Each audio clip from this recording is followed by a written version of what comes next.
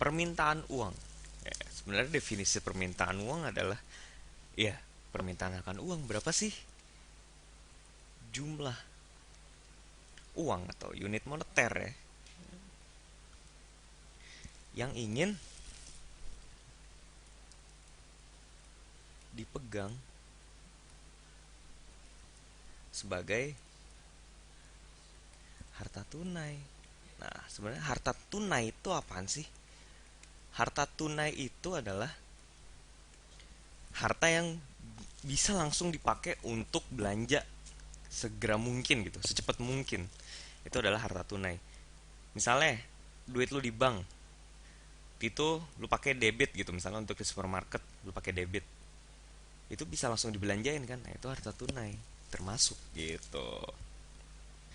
Nah, permintaan akan uang ini ada tiga hal nih yang mempengaruhi.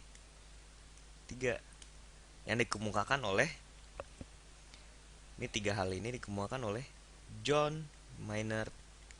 Nah, ingat kan tadi sebelum ini ada John Maynard Keynes. Apa? Ya, kebutuhan transaksi,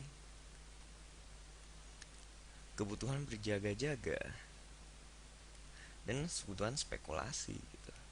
Ya, gue jelasin lagi lah sedikit ya. Transaksi ya tadi untuk ya lu beli barang gitu kan, untuk sebagai alat tukar gitu.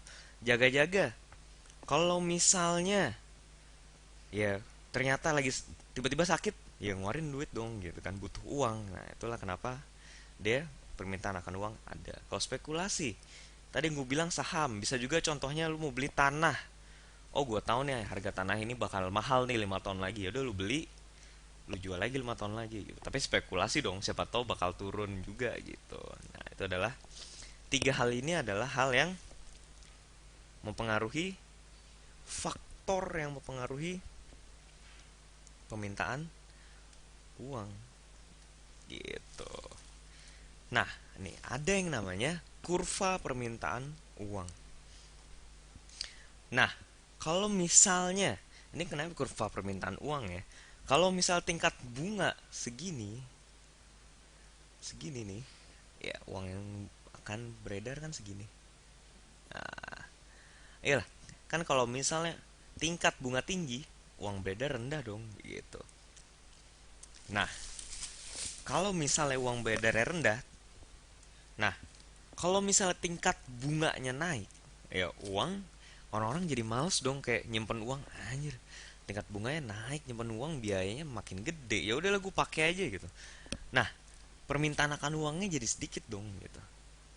Tapi ketika tingkat bunganya segini, ya kan?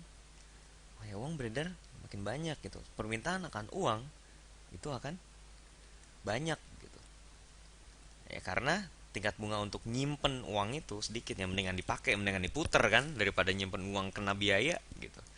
Nah, ada yang namanya pergeseran kurva permintaan uang. Misal gue taruh sini deh, set, atau di sini, set. Nah, ini beda kan? Ini gue kasih warna lain deh. Misalnya yang di sini, set, set gitu. Atau yang satunya lagi,